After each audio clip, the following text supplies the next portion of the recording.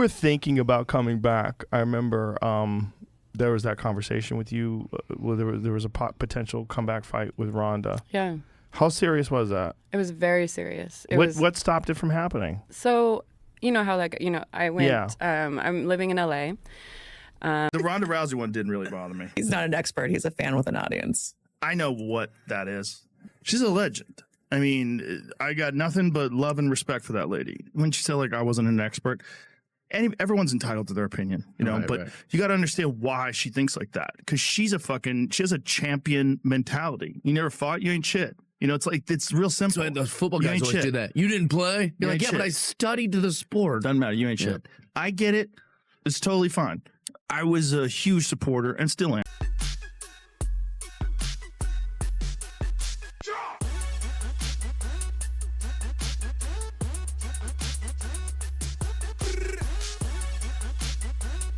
Joe Rogan was left completely stunned. After witnessing Ronda Rousey's intense next-level training sessions, even the veteran commentator couldn't hide his shock. The speed, the power, the aggression. It wasn't just a comeback, it was a statement. Rousey looks sharper, stronger, and more dangerous than ever before.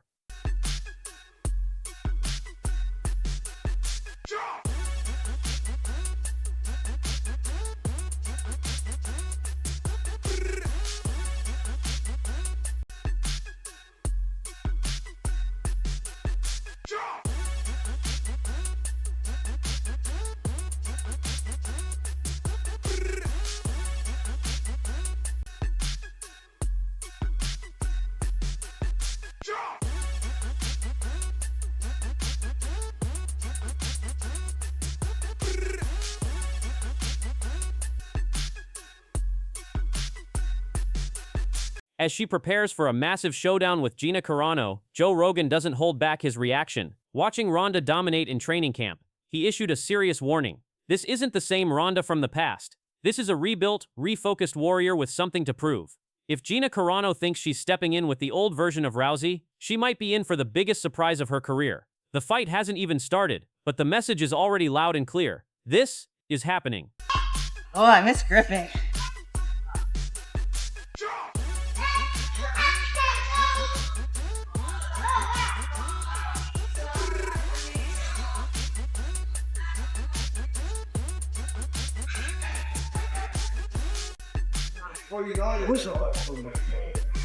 Awesome. Yeah. And then double. Let's start with Joe Rogan, because when Joe Rogan talks MMA, people listen. On a recent episode of the Joe Rogan Experience, Rogan sat down with Gina Carano and revisited one of the most famous what-if fights in combat sports history, Carano versus Rousey. Rogan recalled how serious the talks were years ago, and how close it came to actually happening. Ronda's a friend of mine. And Ronda, when she got fucked up by Holly, I commentated that fight just like I would people I don't even know. You're doing your job. But I do know her, you know, and I like her a lot. And when she got head kicked, I was like, ooh. Carano opened up about why it fell apart back then. She said Dana White approached her with a serious offer, $1 million fight with Ronda, but the timing was just wrong. She didn't have a team. She didn't have a gym. She asked Dana to keep things quiet for 6 months while she got organized, and instead he went public almost immediately. Rogan's warning to Carano? Simple. This is your last call. Ronda Rousey is not just coming back for fun. She's been training in secret for over a year. She is prepared. And Gina, you need to be too. Carano's response, though, was electric. She said, and we're paraphrasing, "You never lose that want. It never goes away." She's ready. And now so is the world.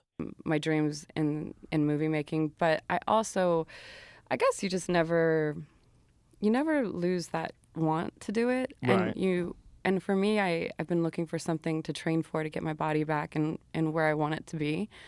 And so there's just been this little thing on my shoulders like, well, you could train and you could get. And just hours after the fight announcement dropped on February 17th, Gina Carano took to social media, and the post went viral almost instantly. Carano wrote, and this is the message that sent MMA fans into a frenzy. "I've been waiting my whole career for this. The cage is calling. Let's finish what was supposed to happen. May 16th. See you there, Ronda." Right.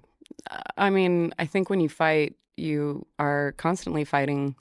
I have a bag in my, downstairs in my garage. Like I'm on the treadmill and constantly fighting people in my head and having a comeback fight all the time.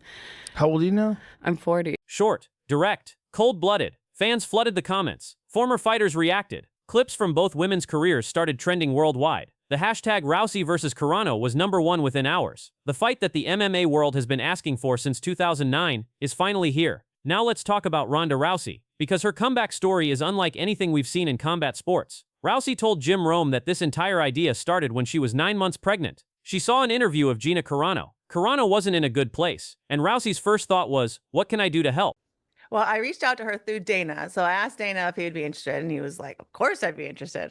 And he like sent me this voice memo where I can tell when he's super excited about something because he's like stutters, and he was stuttering all over the voice memo. I'm like, oh, he's down. And so he reached out to Gina, and she said that, that she'd already lost 25 pounds. And this was like, this was like that walk back into the cage again is something that she's always wanted to do. And so that's when the talk started happening and got that interest from her. Well, literally, because I was like 9 months pregnant at the time, and she had a long way to go. So I was like, come on, girl, let's get back into it together.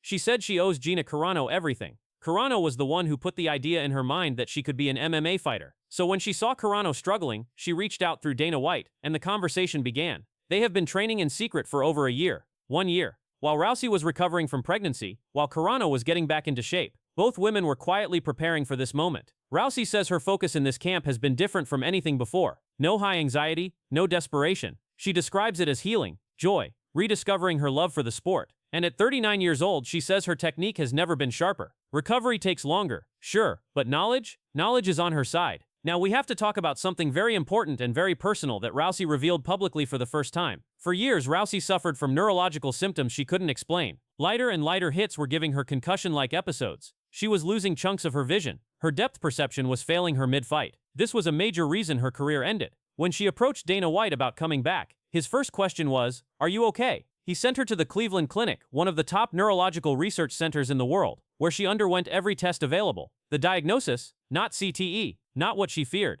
Doctors believe she was experiencing something called migraine aura, specifically a phenomenon known as cortical spreading depression, where neurons become overexcited and shut down in a wave, causing temporary vision loss. Her family history of migraines and epilepsy made her significantly more susceptible. Her brain scans? Normal. Rousey described the moment she heard that as life-changing. In her own words, "I'm not dying. CTE isn't coming to get me. Even better, doctors found a preventative migraine medication she can now take before training and competition."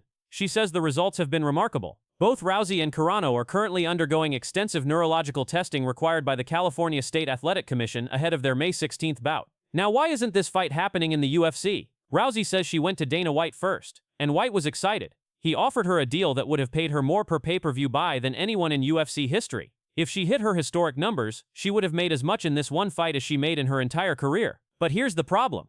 The UFC just signed a massive $7.7 billion deal with Paramount Plus, and that deal eliminated the pay-per-view model entirely. No more PPV buys. No more bonus per sale. When Rousey asked for that same money guaranteed, the UFC said no, and she says she understands why. Once they pay her that, they have to pay everyone else more. The precedent is too expensive. Her take? The UFC no longer cares about putting on the best fights possible. They care about the most cost-effective fights possible. Dana White confirmed the two sides had been in talks, said it just didn't work out, and wished both women well. The door closed at the UFC, and Jake Paul's most valuable promotions walked right through it, landing one of the biggest fights in women's MMA history for Netflix. So here's where we stand. May 16th. Intuit Dome, Inglewood, California. Streaming live and exclusively on Netflix. Ronda Rousey, 12 wins, 9 by submission. The most dominant women's MMA fighter of all time steps back into the cage for the first time in nearly a decade. Across from her, Gina Carano, 7 wins, the original face of women's combat sports, returning after 17 years away. This isn't just a fight. This is history. This is the fight that almost happened in 2009. The fight that almost happened in 2014. The fight the MMA world has been asking about for 20 years. Now it's real. Stay locked in right here for all the latest news, training updates, and fight week coverage. We'll see you on May 16th. I think I like that fight. I'd like to try to make that fight happen. I think there's a natural order to get to that fight, though. I mean, I'd like to see Chris Cyborg fight this summer, and there's somebody else other than Dakota. So I'm going to work to try to make that fight, and maybe that's at the same time that Dakota is fighting these other people that I mentioned. And if Dakota wins, it becomes champion. I think, fight with Chris Cyborg would be incredibly exciting. We'll see what happens, but I'd like to try to make that fight. I can go weight cut, meeting in the middle with Dakota. She's beating everybody her division. If Cyborg could make 135 and they give me a bit of time. She had a bit more time. You know, she's saying it's a last fight. Like, I haven't got time to put that much weight on. You know, I'm not a big 125er. I don't have a tough weight cut at all. So for me, I'd have to like strength up big. But I would have done it if she was even close to 135. And, you know, you pay me some big money and I'll get in. But it just didn't make any sense at all. And Leah McCourt's been asking for it for so long. Like, why are you shouting me out? Leah wants that fight. Like, give it to her. PFL CEO John Martin just dropped a major statement about Dakota Ditcheva versus Chris Cyborg, and the CEO did not hold back. He said, and I quote, "I'd like to try to make that fight happen." I like that fight. I think that's the next logical fight. We haven't made that yet. We haven't announced it yet. But I think if you look at... And then he went even further than that. We are breaking it all down today. The injury update, the timeline, the contract talk, and a tweet from Dakota herself that has the MMA world going crazy right now.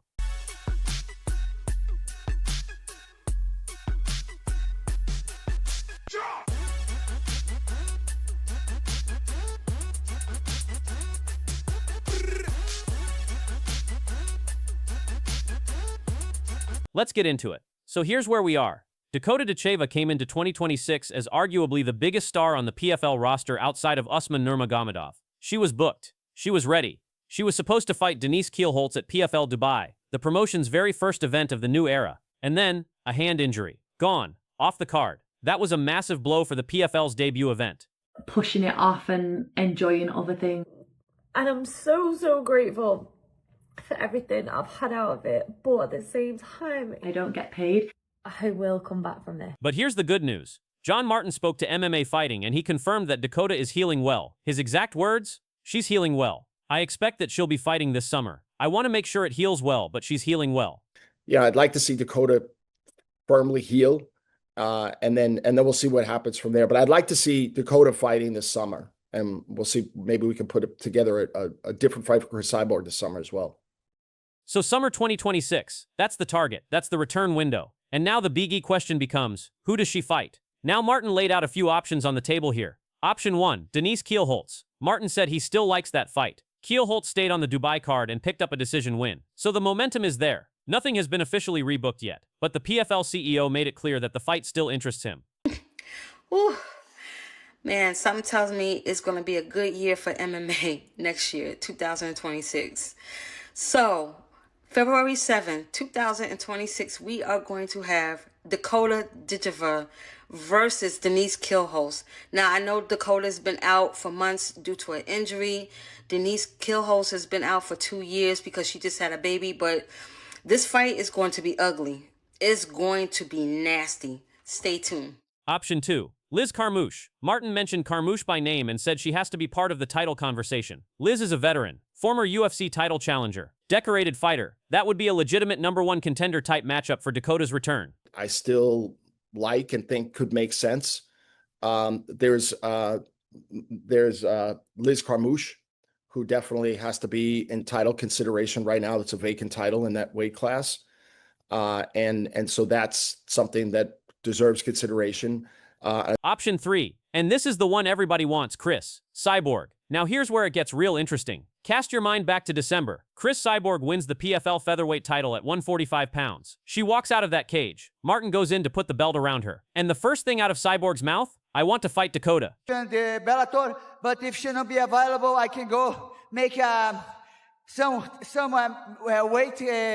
weight cut, something, meeting in the middle with Dakota. She's beating everybody her division, 135, or we think about what we're going to do, but I believe it's going to be good.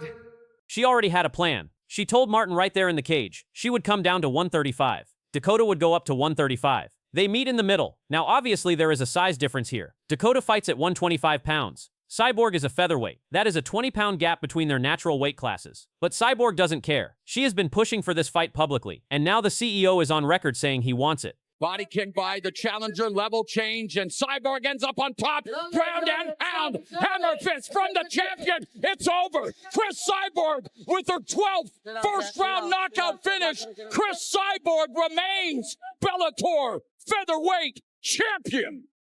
Here is what Martin said word for word. I'd like to try to make that fight happen. I think there's a natural order to get to that fight, though. I'd like to see Chris Cyborg fight this summer. If Dakota wins and becomes champion, I think a fight with Chris Cyborg would be incredibly exciting. We'll see what happens, but I'd like to make that fight.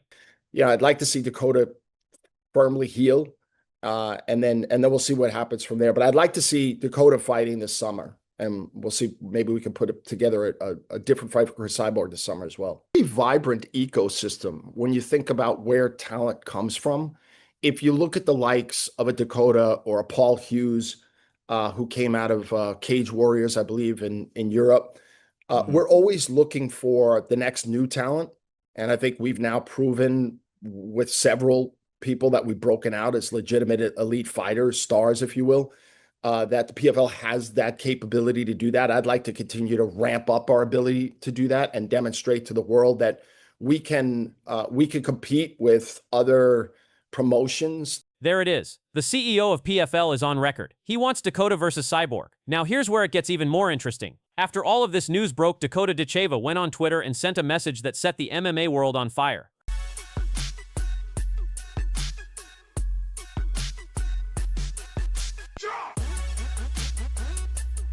Her tweet? Simple, direct, Dakota style. At Chris Cyborg, get healthy, get ready. I'll see you in that cage. Hutch PFL new era, short, sharp, and it said everything. The fans went crazy in the replies. People are already calling this the biggest women's MMA fight that can be made right now outside of the UFC. And honestly, they're not wrong. Let's zoom out here for a second because this matters beyond just one fight. The PFL in 2026 is in a massive moment. They just ran their first event of the new era. They've got 16 global events planned this year. They've moved away from the tournament format. They've got a full ranking system now. And John Martin, a guy who spent nearly 30 years at Time Warner, who tried twice to get his company to buy the UFC, this man is locked in on making PFL a legitimate #2 promotion in the world. A fight like Dakota Ditcheva versus Chris Cyborg, that is the kind of fight that crosses over. That is the kind of fight that brings in casual fans. That is the kind of fight that gets people talking about PFL who have never watched PFL in their lives. The CEO knows it. The fighters know it. And now, the world knows it. Alright guys, that is the full breakdown. Dakota Ditcheva targeting a summer 2026 return. PFL CEO on record saying he wants Dakota versus Cyborg. And Dakota herself is already sliding into Cyborg's mentions on Twitter. The pieces are moving. Now I want to hear from you. Do you think Dakota Ditcheva can handle Chris Cyborg at a catch weight of 135 pounds? Or is the size difference just too much? Drop your take in the comments right now. I am reading every single one. If you found this video useful, hit that like button. Subscribe if you are new here. We cover PFL, UFC, and everything in between. I will catch you in the next one.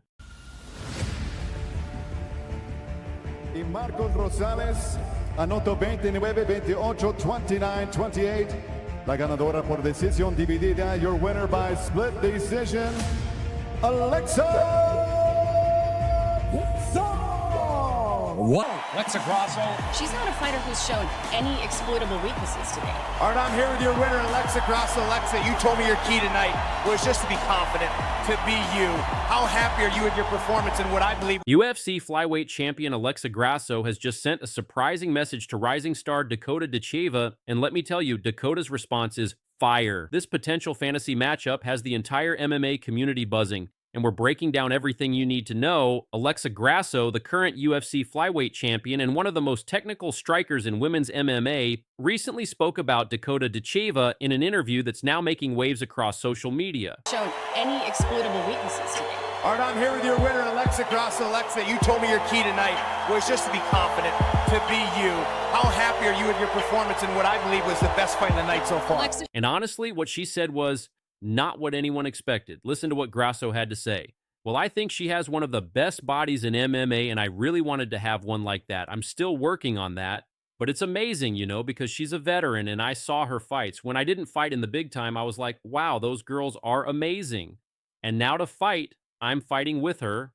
It's a pleasure, and it's really a blessing for me. Well, I think she has one of the best bodies in the MMA, and I really wanted to have one like that. I'm still working on that, but it's amazing, you know, because she's a veteran, and I saw her fights, and I was when I didn't fight in a big time, I was like, whoa, those girls are amazing, and now I'm fighting with her. It's a pleasure, and it's really a blessing for me. Now, wait a minute. Let's break this down. Alexa Grasso, a UFC champion who just beat Valentina Shevchenko, one of the greatest female fighters of all time, is showing this level of respect to Dakota Ditcheva. That's huge. But here's the thing that's got everyone talking. Is this genuine respect, or is there something else going on here? Some fans are saying Grasso is being humble and classy. Others think she might be underestimating herself or even playing mind games.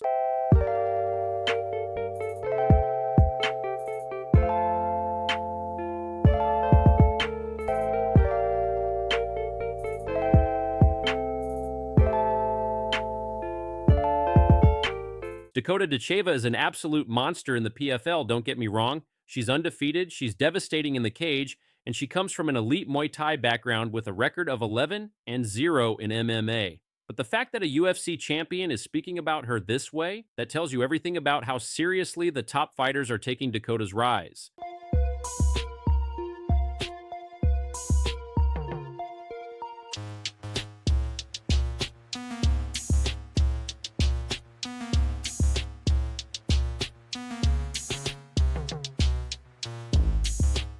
Now, if you thought Dakota was going to just accept those compliments and stay quiet, you don't know Dakota Ditcheva. The PFL champion fired back with a statement that shows exactly why she's one of the most confident and dangerous fighters in the sport right now. Here's what she said. People see that when I win this season now and beat someone like Liz Carmouche and Talia Santos. As soon as I've beat them, I think what else can people expect other than greatness for the rest of the year? And you've got to be like that, you know. It's about time that I actually believe in what I can do.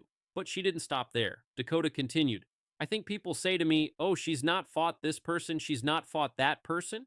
Or they say, she's running through all these girls because they're not very good. But if you put these girls against other people, they have close fights. Whereas when you put them with me, I finish them early. So I make it look easy sometimes. When I win this season now and, you know, I say I beat someone like Liz Carmouche and Talia Santos, as soon as I've beat them, I think, what else can people expect other than greatness for the rest of the year, yeah.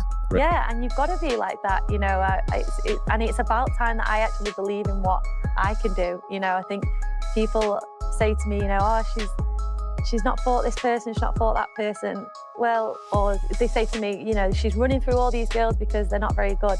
But if you put these girls against other people, they have close fights. Whereas when you put them with me, I finish them early, so I make it look easy sometimes. That right there is championship mentality. Dakota's basically saying, I don't care what the critics say, I'm finishing elite fighters and I'm doing it fast. And you know what? The numbers back her up. She's 15-0 with 9 finishes. That's an 82% finish rate.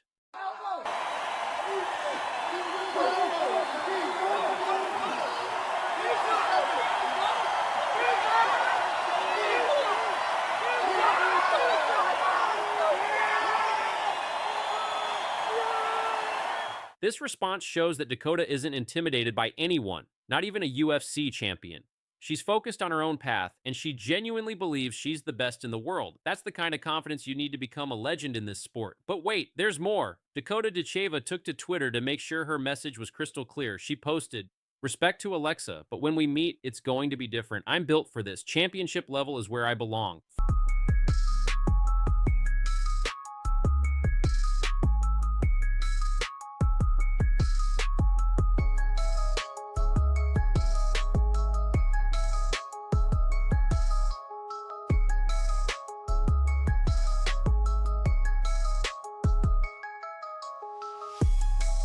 First, experience. Alexa has fought the absolute best. She's faced killers like Valentina Shevchenko twice, Viviana Araujo, and Carla Esparza. She knows what it takes to perform under the brightest lights in the sport. Second, her boxing is absolutely world-class, clean, technical, efficient. She doesn't waste energy, and she rarely gets hit clean. Her footwork allows her to control range and dictate the pace. From Guadalajara, Mexico.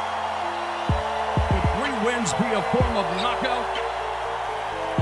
Would you please welcome Alexa Grasso? Do you have the best move when it comes to, you know... Third, championship composure. She's been in 5 rounds with Valentina Shevchenko. She's survived adversity and found ways to win. That mental toughness is invaluable. First, her Muay Thai is absolutely devastating. With 11-1 record in Muay Thai, including multiple championships, her clinch work, elbows, and knees are on another level. She's one of the most dangerous fighters in close range in all of MMA.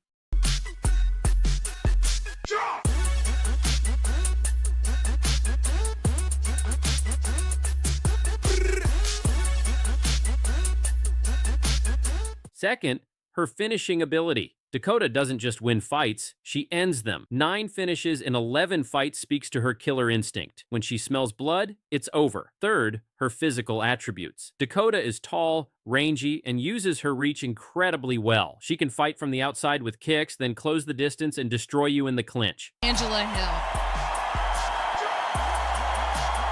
From Guadalajara, Mexico. With 3 wins via form of knockout, would you please welcome Alexa Grasso? Here's what makes this matchup so interesting. Dakota is young, hungry, and fighting like she has nothing to lose. Alexa is battle-tested and proven at the highest level. If this fight happens in the early rounds, Dakota's aggression and finishing power could be too much. But if Alexa can survive the early storm and drag Dakota into deep waters, her experience and technical superiority could take over. The planet right now, fantastic strikers, veterans, future legends of the game here. For sure. Santos is in big trouble. She's in big trouble. Dakota Ditcheva to the body again for a championship. Introducing first, out of the blue corner, she stands at 173 centimeters tall, weighing in at 125 pounds, holding a Muay Thai and kickboxing record of 31 wins and 5 losses. Training out of Airtex Training Center, representing Sweden, Smilla the Hurricane Sundell. The woman who is about to destroy Dakota Ditcheva's undefeated streak just showed the whole world exactly what she's capable of. Muay Thai to smithereens. From Smilla Sundell in the corner. You've got to return. Her name is Smilla Sundell. She is 21 years old. She hits like a truck, and the MMA world is not ready. And the MMA community is calling Smilla Sundell Dakota 2.0.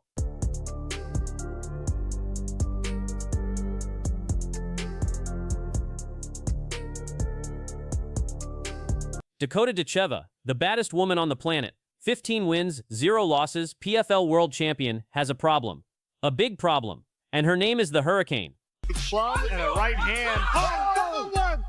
Dakota Ditcheva, right hand and a hammer face.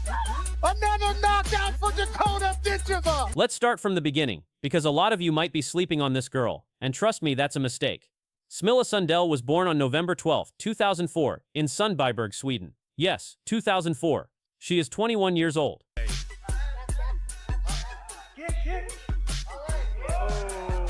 She started karate at 5 for self-defense.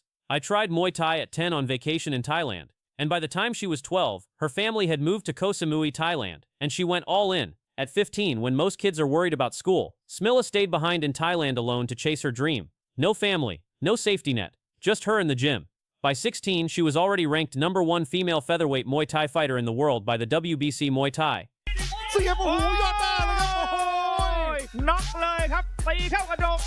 And at just 17 years and 5 months old, she became the youngest person in history to win a world title in Muay Thai by beating Jackie Bunton for the One Women's Strawweight Championship. 17 years old, she now has a record of 36 wins, 23 of them by knockout or TKO, 5 losses and 1 draw. This girl is the real deal.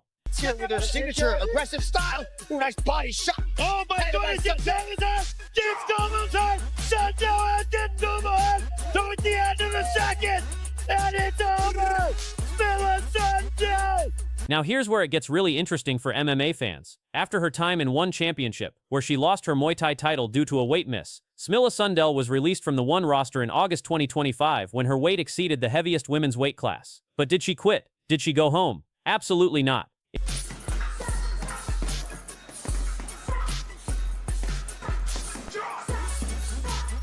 In October 2025, amateur MMA promotion Tough and Uff announced that Smilla Sundell had signed with them and would be making her MMA debut. And on January 22, 2026, she stepped into that cage for the first time in MMA and did this. First round. Knees and elbows. TKO. Miranda Barber didn't know what hit her. 4 minutes 54 seconds and it was done. The Hurricane didn't just arrive in MMA, she landed like a bomb.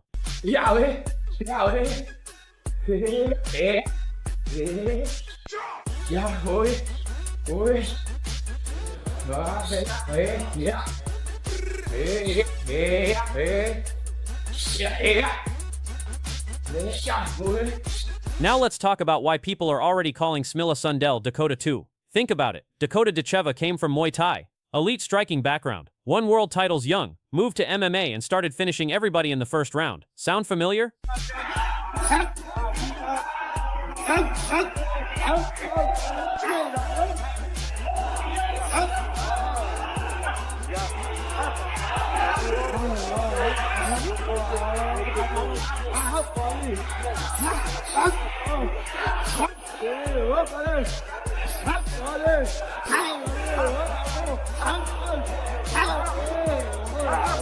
Smilla Sundell, Muay Thai world champion at 17. Youngest ever. Elite striking. Moves to MMA and finishes her opponent in round 1 on debut. The blueprint is identical. But here's what makes Smilla potentially even more dangerous. She is bigger. She's 5'8". Long reach. Heavy hands. 23 knockouts in Muay Thai alone.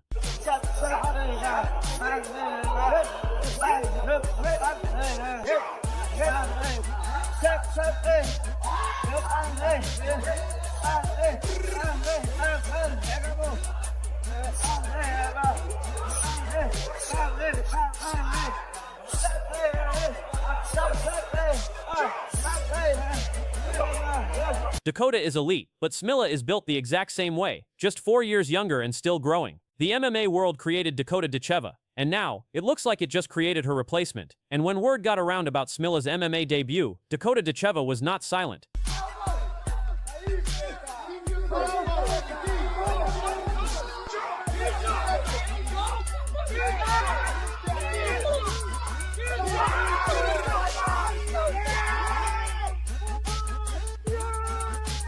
She took to X, formerly Twitter, and posted, "Respect to Smilla for making the jump to MMA. The striking is elite, no question. But this is a different world. Come find me when you're ready." Now that is a message. That is a challenge. That is Dakota Ditcheva doing what she always does. Staying unbothered, staying focused, but also letting the whole world know. She sees you, Smilla. The planet right now. Fantastic strikers, veterans. Future legends of the game here. For sure. Santos is in big trouble. Dakota Ditcheva to the body again for a championship. The fans went crazy in the replies. Some said Dakota is nervous. Others said she's just being respectful. But everyone agreed on one thing. This matchup is inevitable. So let's be honest here. Is Smilla Sundell the biggest threat to Dakota Ditcheva's undefeated run? Right now Dakota is at 15-0. She just handled Sumiko Inaba by unanimous decision. She's the PFL Women's Flyweight Champion. She was Female Fighter of the Year in 2024 across ESPN, MMA Junkie, Combat Press, you name it. Against defense with body shots. Combination again, punching her way out of these clinches. Inaba not able to match speed on the outside. Crashing in again. A beautiful knee.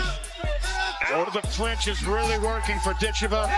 She gets the turn under the knee, finds its way to the face of Sumiko Inaba, and an elbow from Dakota. Inaba can't take a lot of those knees. Nobody has been close to stopping her, but Smilla Sundell is different. She has the style, she has the power, she has a Muay Thai IQ, she has aggression, and most importantly, she has time on her side. While Dakota has to defend her title and keep proving herself at the top, Smilla is just getting started. Every fight she gets sharper, every round she gets more dangerous.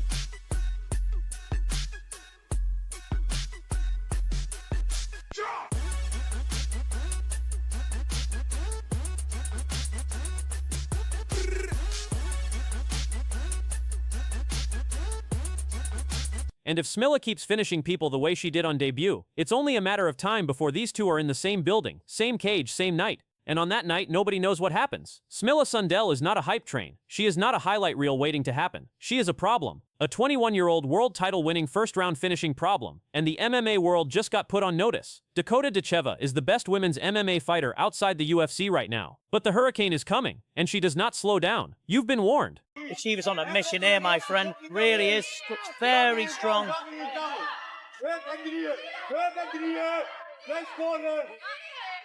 Yep, a little bit over each other in the clinch there, Vinny, and those look good on the outside as we start them here. Push kick to the face, followed by hands. Class head there. Good push kick there from Ditcheva, setting up good hands as well.